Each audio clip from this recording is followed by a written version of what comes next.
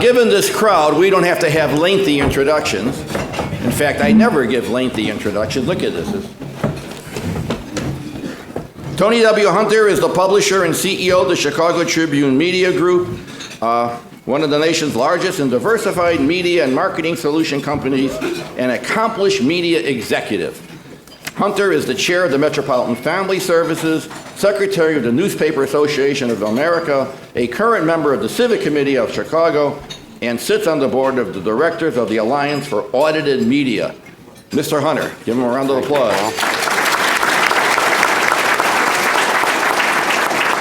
No connection, he's going to talk. That audited stuff is only for guys running for president, so we got that done. Oh, that could be Trump. He moves fast, you know that? All right, next we have Jim Kirk. Jim is, hold on. Oh, I hate this. I'm doing a Rudy Giuliani. Mr. Kirk is the publisher and editor-in-chief of the Chicago Sun-Times, previously chief of editorial operations at Crain's. Prior to Crain's, he was a managing editor of the Chicago News Cooperative. Jim, you worked at a lot of places. Last but not least, and most important, Jim grew up in the south suburbs of Chicago and received his BS in mass communication from Illinois State University. Round of applause for Mr. Kirk.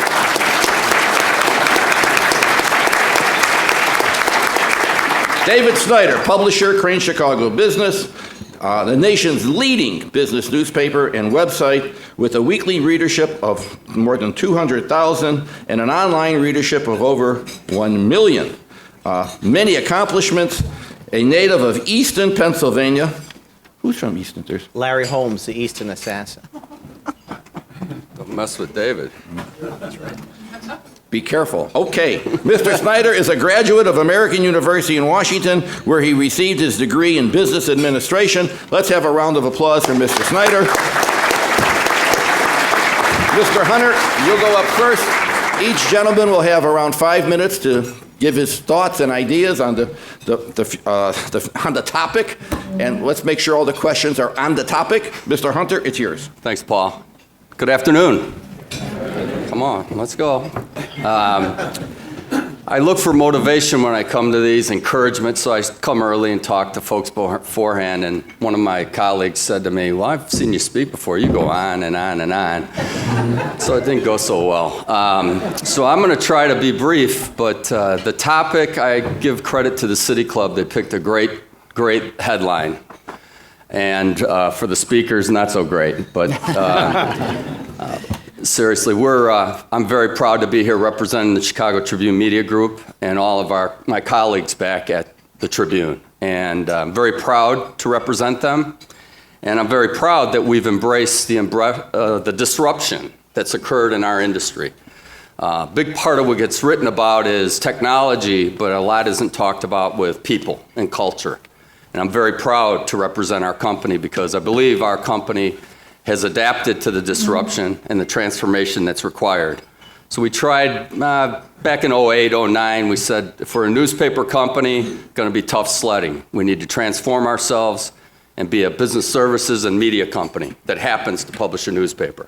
And I think that difference in the building has really positioned us well to deal with what we know is a lot of disruption in our space.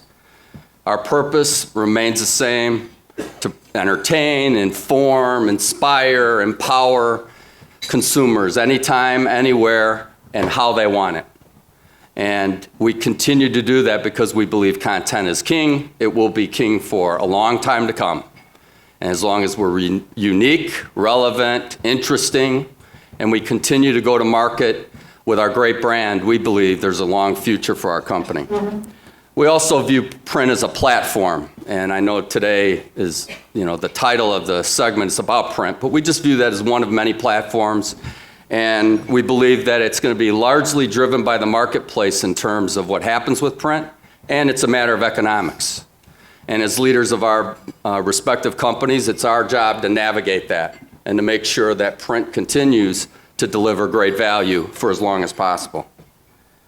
We've done a lot of things. I won't go through those, but maybe a handful of things I'll just point out. We have more content than ever before. We have more consumers than ever before. We're the #1 news website in the Chicago DMA. So we are far from declining. We're very proud of those facts. And the key in the future will be for us to continue to evolve our company and our offerings to make sure we stay abreast of the marketplace changes and capture people when and where they want it. And we have a saying, we're very proud of our past, but we're more focused on our future. And we think that future is bright. Thank you, Paul.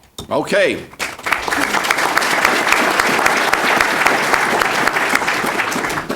Jim, you're up. I hope there isn't a big news story because we got about 3 tables of journalists here. I don't know who the hell would cover it at this point, but it's great to be here. I also agree with Tony in terms of being ambassador for not only the Chicago Sun-Times on the stage, but also for journalism and content and informing our readers. I think between these 3 publications, I see Seamus over there with DNA Info and some other sites obviously around town. The access to more information, the ability to access to more information now than ever before is pretty incredible and speaks well for, I think, journalism's future, and as does the Oscar Best Picture last night, which was very nice to see.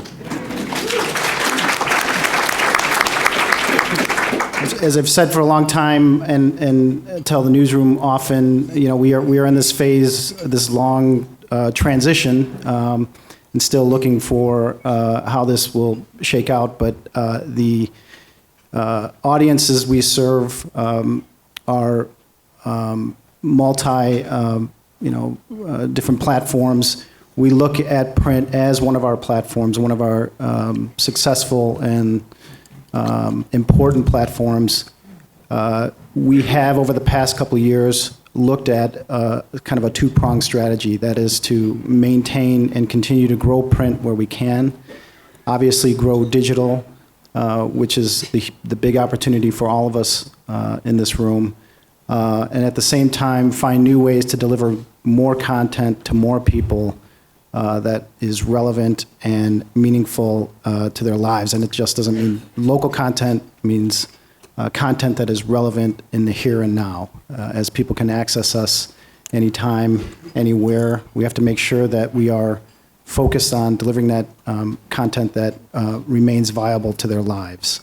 For us at the Chicago Sun-Times, it means focus, especially in print. We have what we believe are the best resources when it comes to everything from watchdog investigative reporting, political reporting, education, things that are important to people who live, play, and work in the city of Chicago. If it affects you in this city, we want to be that source of information no matter where it is. We have and still see a viable audience for print. We see it every day. I hear from readers every day. We've expanded that offering with news and content from partners. So we believe that partnerships with either former enemies or frenemies, or however you want to look at it. Thank you. Yes. It's my largest vendor right here.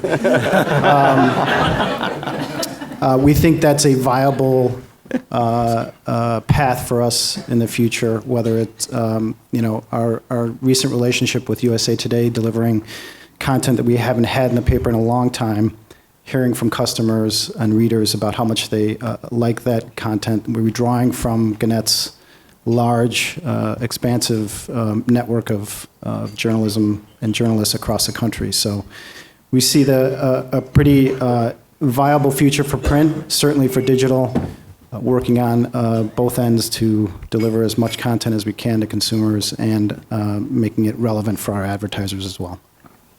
Round of applause. Very good.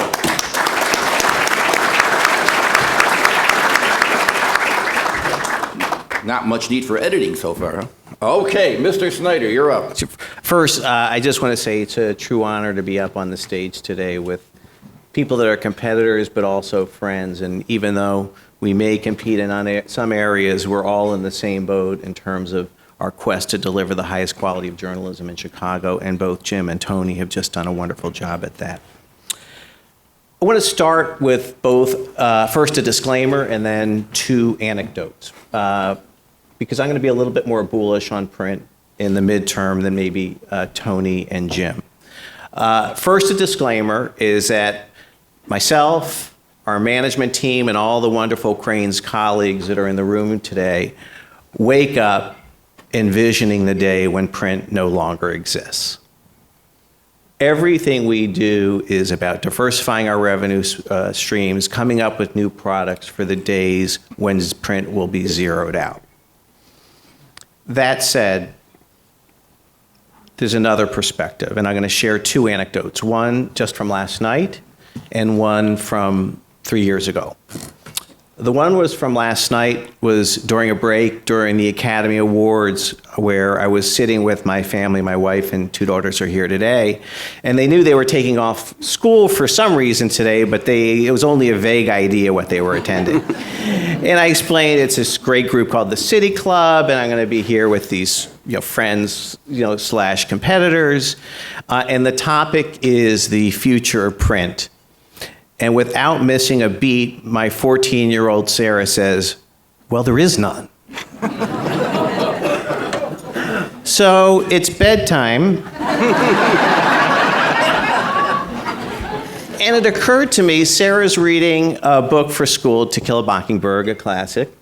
And Sarah had a choice whether to buy that book online or whether to buy it hard copy. And she's reading the hard copy. So I said, "Sarah, you said print's dead, but you're reading this book." And she hesitated for a minute, and she explained this feeling that I think we all have about print. And that's that special tactile feeling that we get from whether reading a book or a newspaper or a magazine, that's very special and very intimate and very different than that you experience online. The second anecdote was from 2013, when, as a management team, I asked everyone to give me a date when they thought Crane Chicago business would no longer be printing in print. And the average was about 2020, but there were some people that said, 2016 or 2018 will be the last time that we will be in print, which means that either this week's or last week's issue was an illusion, or that we're still in the print publishing business. So fast forward from 2013 to 2015, and I look at our print business from last year, and our single largest growth category was not digital, it was print advertising. Our print advertising increased by 10% last year from a dollar perspective. So our print subscription revenue is up. Not by a lot, but in this area to have our print subscriptions rise is a home run given the broader industry trend. So, print is dead. Long live print. But again, we're not under the illusion that this will last forever. But we are in a little bit of a different spot than both daily newspapers who are represented here, and that is Cranes has a very fortunate niche in the marketplace. Being weekly in print and daily online is a beautiful, beautiful interaction from both a reader and an advertiser perspective. Is when you're a daily newspaper, are you online, which is more daily or more immediate, where for us, being daily online opens up a whole new opportunity for readers and advertisers. And as Paul mentioned, our digital readership is about 4x larger than our print readership is. But it won't always be that way. But in the meantime, we have to maximize every opportunity we have in print. And we are reinventing our print publication under the great leadership of Michael Arnn, our editor, and our editorial team. And the print edition that you see of Cranes today is very different than it was even 5 or 6 years ago. Then we were a newspaper, and today we're somewhere between a newspaper and a magazine, and we are giving people every day a value proposition that makes it worthwhile to pay $119 a year to be a print subscriber to Cranes, or to pay $20,000 a page or $22,000 a page to be a print advertiser. I think what's overlooked in all of these debates is the concept of the hybrid reader. is we tend to kind of pigeonhole people that we're either print or we're online, when the reality is there's a huge market out there that wants both. And we're seeing that. We're seeing that even though that ebooks are popular, print books are making a rebound. We're seeing it in the fact that we're out at events and I meet someone who's 30 years old that may have a digital subscription but also has a print edition. So this concept of the hybrid reader is really important. And I think the risk we take as an industry is throwing in the towel and disinvesting in print too quickly, because the only economics that work for the time being is to have a healthy print business, even though it's going to go away, even though we need to do other things in order to plan for the day when print is not there. What gets me out of bed in the morning every day is two things. One is producing the best journalism possible with the best possible newsroom we have, and two is to provide a good rate of return for our owners. And I think the two are very much linked. Without the great journalism, there's not the great return. And for now, print still makes up the bulk of our revenues, and we still have to maintain whatever last opportunity there is in print while planning for the future and planning for a digital future and many other diversified businesses we have. Okay, David, very good.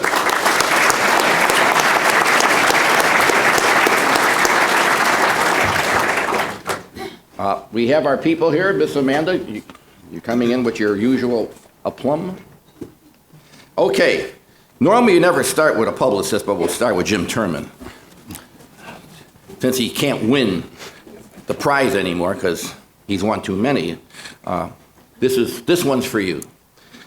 Whoever wants to answer it. Your industry received international praise last night as Spotlight won the Best Picture.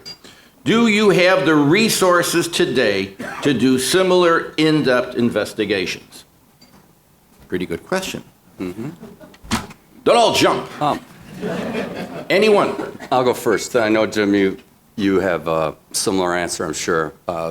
Back in probably 2008 and 2009, we made a significant investment in investigative reporting at the Chicago Tribune. And then again in 2012, we did another investment to expand because of the response we received from readers. So we have heavied up our resources on that content because we believe it's unique, it's differentiated, and it's required of us. We're a mission-driven business. We believe we're supposed to identify malfeasance and other activities and tell about those, tell the public about it. We've made that investment. We've also ramped up on the editorial page, which in many ways is also a way to uncover things that the public should know about. So we've invested heavily there and taken costs out that are not customer-facing. So we do have the resources. We will continue to invest in that area because we believe long-term that is something we should do, and it's part of our legacy to do that, and we intend to continue. Jim, you have a comment? Yeah, so I agree with Tony, full stop there. The one thing that's interesting, if you've seen Spotlight, and the editor at the time, Marty Barron, if assuming everything I've read, this is true, so, but there was just a little nuance early on in his tenure when he arrived at the Boston Globe, when he talked about the importance of a story of priest abuse. And what he said first about that story was that it is a huge local story that obviously had international implications as it unfolded. But at first, his first instinct was to focus on local. And the area where newspapers are going to win always is when they focus on their audience, their local audience. And so we too have invested in our watchdog reporting because we believe it is the most important thing that a newspaper can do. We believe that it is the most important thing that readers want to understand about their community around them. And if it just so happens that a big story that goes international because it starts at the local level, that's even better. And so we've talked a lot about it in the newsroom about not doing as much commodity news, because the commodity news in this day and age is not a great use of your resources. What matters to people is not about how they can get sort of a national story that's written by your own staff member in Chicago, where it's happening somewhere else, but about what Tim Novak, Dan Milopoulos, Chris Fusco, those guys can uncover on a local level of things that people have not seen or heard of before that affect their lives in a very meaningful way. That is a key to the future, and we are investing heavily in that. Doesn't mean we can cover the whole world, but we can cover Chicago and the state of Illinois. And at this time, as we've seen over the past several months, it's more important than ever to do that. So, Paul, obviously all of us would like more and more resources, more editorial resources to do more investigative journalism. But as I mentioned, as we've transformed as an organization to posting all of our breaking news online, more and more, almost all of our content in print is analytical pieces that come back. And yes, we do have a greater emphasis than ever on investigative, or at least what we would call in-depth reporting. But I would take a slightly different turn on the whole spotlight example and said, do we have the resources to do it? I think longer term, what I worried about, are we going to be attracting the younger people, people that are entering college, to pursue a career in journalism? Because that's the feeder system that will provide the talent in order to continue to do great investigative journalism. And as I was watching the Academy Awards last night, I felt if only 5% of the high school kids that saw Star Wars saw Spotlight, maybe our industry and our country would be inspired and we'd be in a better place. Okay. Good answer.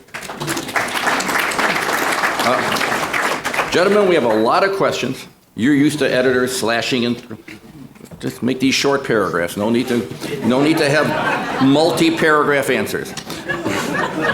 I'll cede my time to Jim Kirk. You gotta play hardball. No. By the way, here comes more bias from Professor Green. We go to the professors who are in the audience. Linda Berkeley, Susquehanna University, Central Pennsylvania, and you think the City Club doesn't have a national reach. Welcome, Linda. I am a professor of communications, public relations specifically, stay away from Terman, and see how young people choose social above everything else. What ways are you trying to reach not just young readers, but younger professionals who need to recognize the value of print as a reliable tool for message dissemination and engagement? Whew. You could handle that in 25 words or less, probably. David, you go first. You always are playing cleanup here. I think, I hate to do this, but you're going to almost have to repeat the question. Better than that. Now you know why I ceded to you. Read it yourself. Okay, Linda, with all due respect and as a fellow Pennsylvanian, let me just get me, I see people choose social. Is it 140 characters? Is she asking that? Cowards die many times before their death. Okay. Do you think you got it now? I do. And I'm going to attack the social media and the young professionals question very, very quickly because there are others that will probably add additional value. One is all of our key managers are on an incentive plan. And one element of that incentive plan last year and in this year also will be to increase the number of people following Cranes on the various social media outlets. We do very well on Twitter. We have some room to grow on Facebook. But growing that social media presence is a key strategic priority for us. In terms of appealing to younger readers, just the editorial mix in our paper has changed. The time when we covered Fortune 1000 companies week in and week out in Cranes, which we did for much of my 33-year history, is gone. And I don't want to generalize, but by and large, people don't really care about those companies as much as they used to. What they care about are the young, emerging entrepreneurial, some technology, and those tend to be started by younger people. So when you start seeing yourself reflected in the pages of Cranes, I think it validates us as a media outlet that speaks to them. So I think it's a combination of what you're doing in terms of your social media strategy and then also what you're putting into your print and digital products. I would just add to that, we view social channels as platform for and distribution for our content, and also a way to market our brand. And if you have the content, the relevant content that's being reinforced by those channels, you have a much better chance at getting that audience back to print. Now, is it going to happen every day? No. But it is having a key strategy to use those channels effectively to reach that younger audience, as well as, older geezers like me and Tony. Oh, thanks. Just kidding. No rivalry at all. I'll take my time back now. No, it's just having a smart strategy, but to also to David's point, it's that mix of content, and you have to make sure that you're appealing to as broad an audience as possible without obviously overextending, that it doesn't make sense that you're reaching too far. I don't have much to add on the social side. We view that as well as a distribution channel. I think rather than think about, again, the platform and getting younger professionals to read print, it's how do we create something that they will consume and consider it a good experience and meaningful to them. And it's more about following the market versus trying to push the print to them, and it's more marketplace driven. And I believe we're doing a better job, but we have some more work to do. I have 3 millennials out of my household now, but we're in my household, and think that I'm gonna get that print product in their hands is, I think, a tough proposition. But creating great content and creating it in a manner and delivering it that makes them happy and the experience satisfying, we can do that because it starts with great content. Okay. Mainly because I want to see if I can still pronounce her name. Zizi Papacarisa. Is that close? Papacarisi. Thank you. UIC, head of the journalism department? There she is. Yeah, all right. The Philadelphia Inquirer made the news recently with its decision to switch to an economic model that resembles that of a nonprofit foundation. They're nodding, therefore this is not a sandbag. Your thoughts, Mr. Kirk? You haven't let off yet. Congratulations. Well, having been part of a nonprofit news organization in town, You're very qualified then. I can tell you that Chicago is not Philadelphia and vice versa. So it'll be a great experiment to see how that works. I think we are still in a phase where in the nonprofit world usually means having somebody with very deep pockets funding that operation and who is patient to do so for a very long time. And DNA Info doing great, terrific work on a daily basis, and hope Joe Ricketts stays in there to keep doing that. Haven't seen the perfect model yet. Chicago, as I said, is a very different marketplace with, you still have vibrant publications and content developers here, and so haven't, and along with DNA, you don't see that need for another player or someone to flip to that model just quite yet. So I think we're a long ways off from that here. That's just my opinion, having lived through something like that. Anyone else want to comment? I would generally agree with Jim. I think the one area where there perhaps is some opportunity, if there have been instances in public media and maybe also maybe in private media where foundations who had a certain interest in in-depth coverage of a topic will provide funding to a news organization either directly to a newspaper or through a third party like ProPublica that actually supplements the work done by in-house newsrooms. So I would agree with that. And in fact, I think some of the Tribune papers, especially the LA Times, have benefited from something like that. That to me is I could see that as being a very obviously useful tool in the newsroom and a more viable hybrid kind of a combination. Okay. Showing the fairness of this organization, we have David Cohn from the Union League Club. David, raise your hand. There he is, right there. Very good question. Do you think that the digital media affect the way journalists write?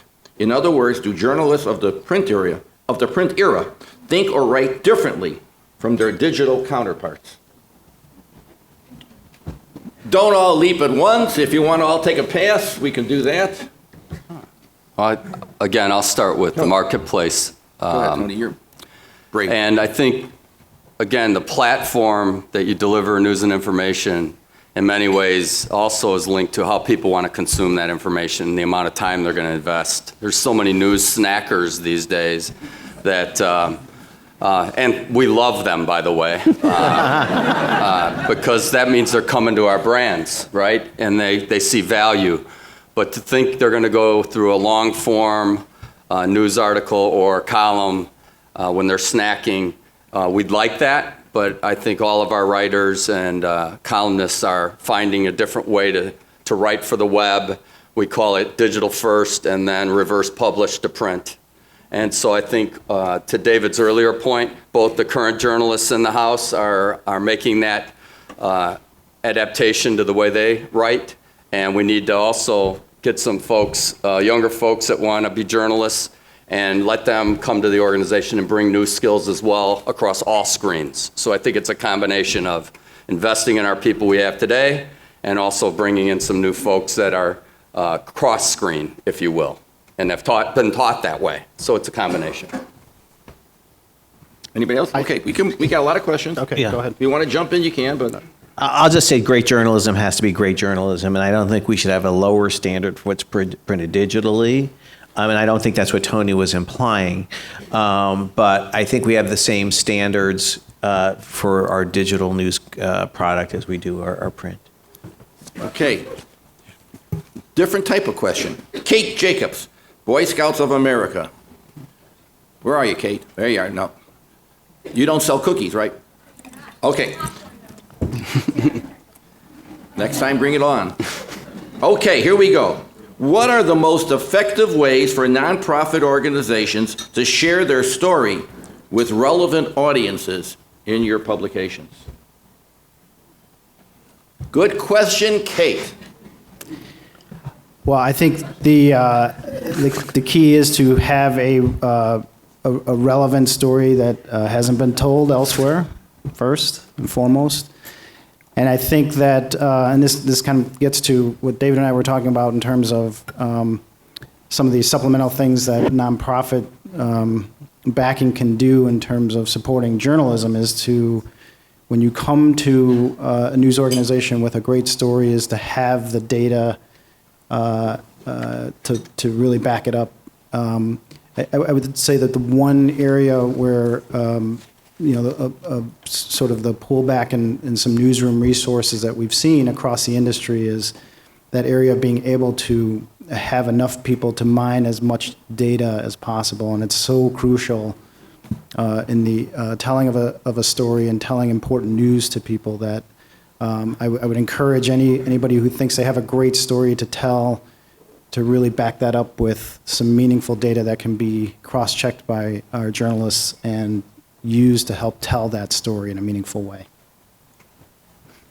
David, anyone? No, I think. Okay. Terrific answer. Yeah. All right. This is good news and bad news. Tony, you're up. Because it's the rest of So we're going to do good first? Yeah. Okay. Okay. But the good is for You got all an three. exclusive on this one. Thanks, The David. good is for all three of you. Here you go. Denise McGowan Tracy, DMT Entertainment and Events. Denise, where are you? Raise your hand. Okay. See you there. She is a subscriber to all three of your print publications. All Thank right. you. Yeah, we'll give her a round of applause. That's the good news.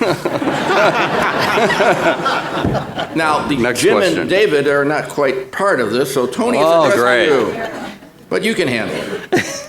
I found it interesting that Mr. Hunter led with entertain, following by inform. Is that the mission? Is this a fact at the reality of journalism and the media in 2016? I told you good and bad. Well, the good news is thank you for your business. We'll start there. And no, the order of my comments does not. I also said our mission. We're a mission-driven organization, and that begins with informing in a credible way. I believe we also can entertain.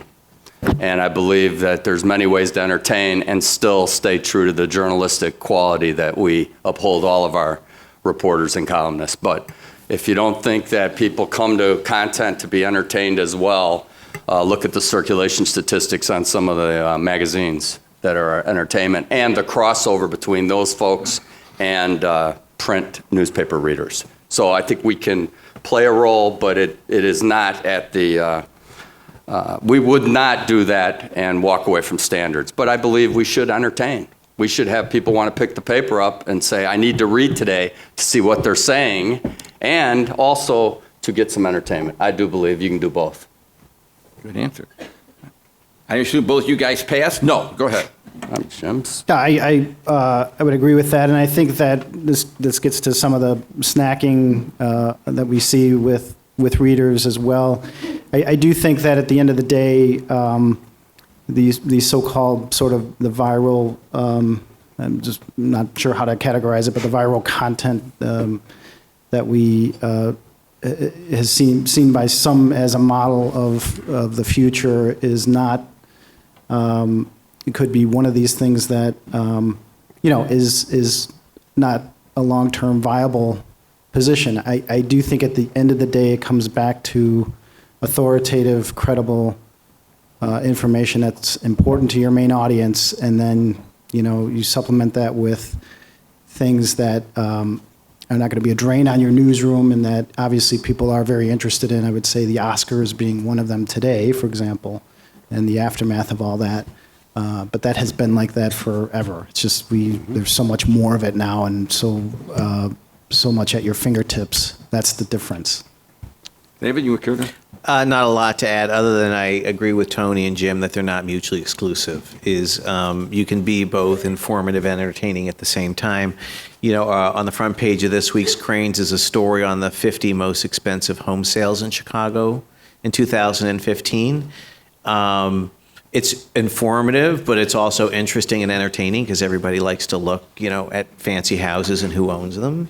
So I don't think one's at the exclusion of the other. I think, our franchise is in serious, in-depth reporting, but it can also be entertaining at the same time. So. Okay. 2 quick points. We have a couple more questions. One, there's several questions that have already been asked in a different way, so we're going to skip over those. And also, we have several questions from people who work for one of these 3 publications. I would suggest you ask those questions in private. You don't get this high-paying job just by being some kind of wuss. All right. Moving along. Moving along. Brian Bannon, Chicago Public Library. Where are you, Brian? Right in the front. How do you define quality? Is this going up, down, the same in the industry and in your publication? David. I think there's a bifurcation. I think the handful of strong publications continue to do high-quality journalism. Our dailies are investing in the right spots in terms of investigative journalism. I'm proud of the work we do every day. Obviously, the New York Times, the Wall Street Journal, the Washington Post. My fear is that middle market newspaper, the Clevelands, the Des Moines, the Baltimores, and the Milwaukees of the world that served really important middle market communities and had great daily newspapers and were watchdogs in the cities that they served. And those mid-sized papers always served as the feeders to larger news organizations. And as the newsrooms and the editing talent has been eviscerated at those smaller newspapers, I think it has a ripple effect on the industry as a whole. I would agree with that. I mean, I think in those smaller markets, you're seeing a lot less coverage of important topics. It's unclear whether the Flint water crisis would have been uncovered much earlier had there been more resources put against that. You can argue that. I don't know enough, but just a little bit of what I've read on that. But the fear is that things, especially in smaller markets, how your local tax dollars are being spent is very important to readers. And you got to wonder how that gets covered, and if your newsroom is just 1 or 2 people going forward. Okay. 3 more questions. Here we go. Allison, only one name. That's me, sorry. That's okay. I thought you were a Brazilian soccer player. That's okay. Sorry. Couple of fans. Okay. From the Chicago Architectural Foundation. Okay. Are you a Caymanite? I am. I guess. Like, Okay. The New York Times, this is a very good question. The New York Times distributed Google Cardboard glasses, 50,000 and 50K and 50. I think, was that how many? 50,000 whatever, in 50,000 issues a few months ago. How do specialty ad sales partnerships figure into offering new value to print subscribers? We'll leave it at that. Are you guys offering any tchotchkes? Jim, I think you got your glasses down there. Not that the City Club would ever resort to something as cheap as that. But go ahead. Well, I think there's a number of publishing companies that are looking at virtual reality and other ways to engage their audiences and communicate for marketers. And I've yet to see one, at least we haven't seen one, that's really taken hold and creates a meaningful opportunity economically. I think it's great that people are testing that, but I've not seen it really take off. So we've not dabbled in that. I don't know if you guys have.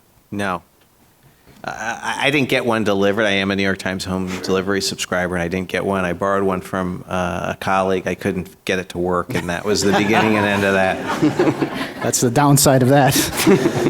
We've kind of taken the approach of being a fast follower just because the investment in something like that. And we're happy to have the New York Times and Google experiment with some kind of technology like that. And if it takes off, we obviously would be part of that. But there's a lot of gimmickry out there, and you have to make that decision about how much you want to spend and who to spend it with. I mean, I do think partnerships are key going forward, and we've done that on the content side, and I think that's going to be a new norm for the industry and something everybody will have to get their heads around, but it can be very useful. And what's old is new again. When I was doing a little research about book sales, and I know that it's not an exact analogy to newspapers, where you've seen a lot of the growth actually has been in audiobooks, and you're seeing the popularity of podcasts. And even though that it's not 3D, it's 1D. I know that I think our organization could do more in that area, and I do think it is another area where traditional news organizations can find an opportunity to do something new and different, and also find a new revenue stream.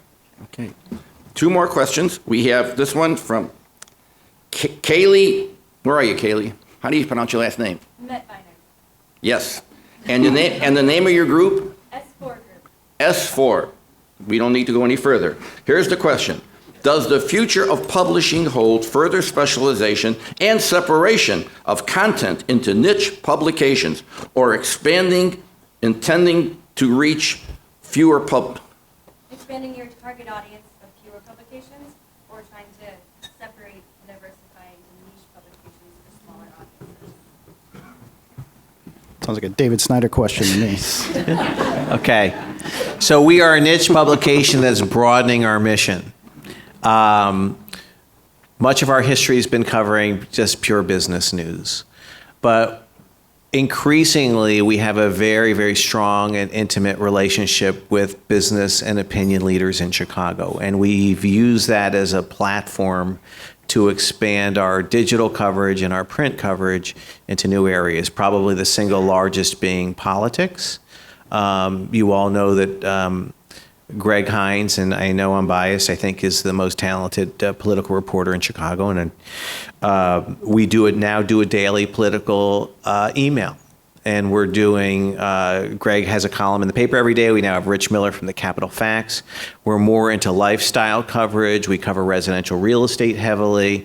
Our Business of Life section covers people's lives beyond work. And I think the success we've had in building an audience of a certain demographic has given us the permission and the opportunity to say that Crane stands for more than just business news. It stands for news in a whole other areas of businesses, not just business coverage. I would say from a daily news, at least from the Sun-Times perspective, that, and you're seeing this at other dailies around the country, that it's harder to be all things to all people, and especially as discussed before, the area of commodity news, and I think going more niche, going deeper into those areas that are important to your readers, such as politics, investigative, education, those sorts of things, and sports. That is going to be the key to help differentiate going forward. Okay. By the way, the new editor of the Tribune, Mr. Dole, is over here. Bruce Dole, round of applause and good job.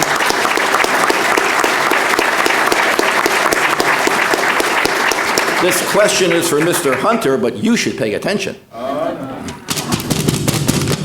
This is a City Club question. Carolyn Craycroft. Carolyn, where are you? Raise your hand. Where are they? Way back there, somewhere in the Northlands. Okay. Mr. Hunter, this is so good. Delicious. Why does the Tribune have so many huge whole-page articles more suited to a magazine? Who has time to read them? Wow. That is a sandbag City Club style. There you go, sir. I got it. I thought you Well, interestingly, I was saying earlier in a conversation with Jay that it's in our business, it's half the people love it, and you write something, half love it, half hate it, but the half that loves it is hundreds of thousands of readers, right? And so I would say while long-form journalism isn't for every story or every consumer, there are a number of our customers that love it, and especially in print. Especially in print.